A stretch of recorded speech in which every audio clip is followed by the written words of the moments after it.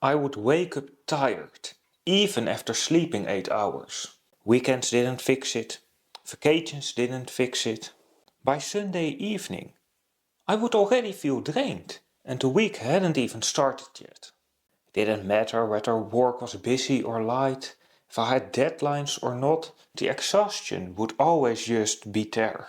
So I did what everyone says I should do. I rested more, and somehow it changed nothing.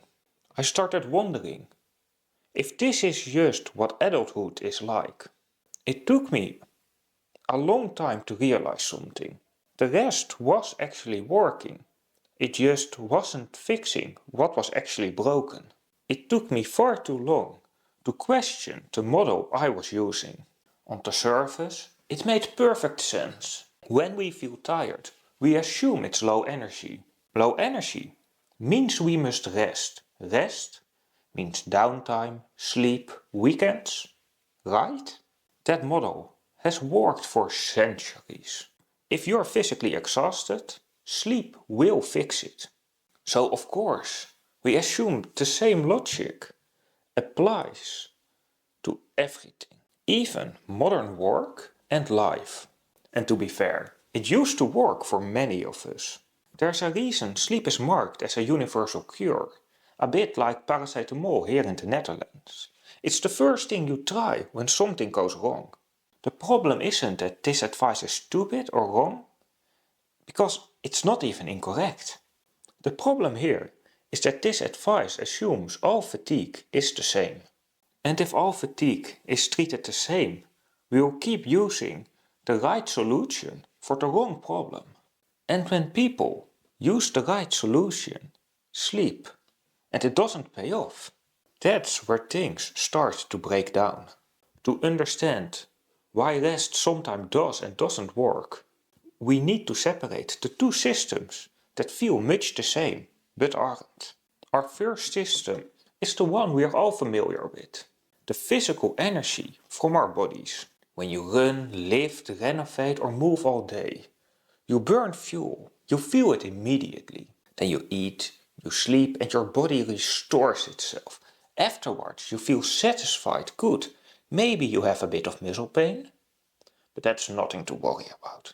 That system is visible, reliable, simple. But modern life mainly drains another system. Your cognitive control system.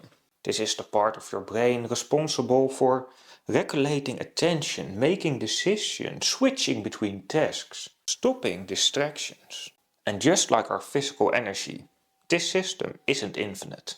Let's call this your cognitive control budget. Every time you switch between reports, respond to a message, sit in a meeting while half thinking of another task, or you make small decisions all day long, you are spending from that budget. The difference is this: physical fatigue is loud, cognitive fatigue is quiet. You don't feel it being drained, you feel it when you try to think clearly and suddenly you can't. So when that mental exhaustion finally shows up, you interpret it using the only system you know, physical, and you think, I must need to rest. So you go to sleep, your body restores itself, but your cognitive system doesn't. And that's when things start to feel confusing. So if sleep does restore us, why doesn't it restore this? It's actually quite simple. Sleep primarily restores your body.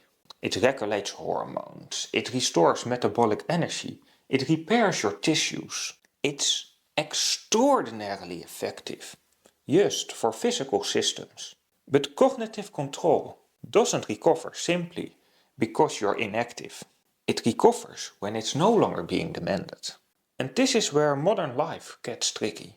When you try to rest, you might scroll on your phone a bit, but your brain is still evaluating that information. Or you might binge watch something, but you're still tracking the narrative. Then your weekend comes, and you spend it planning outings, deciding small stuff, coordinating between family and friends. Maybe you're anticipating Monday and everything you have to do. Your cognitive system is still subtly engaged with everything.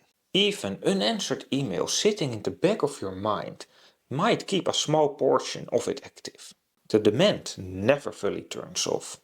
So you go to bed, your body restores, but the mental system that has been deciding everything for you all day, all week, hasn't actually been given any relief.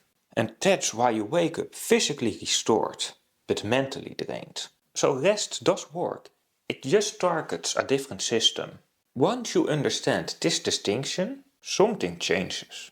The question shifts instead of how can I rest more? You start asking what kind of load am I actually trying to recover from? Some days the answer will be physical and sleep is exactly what you need. But other days the drain might come from switching context, from regulating your attention, making small decisions all day, or just constantly being mentally available. In those moments, more rest won't solve it.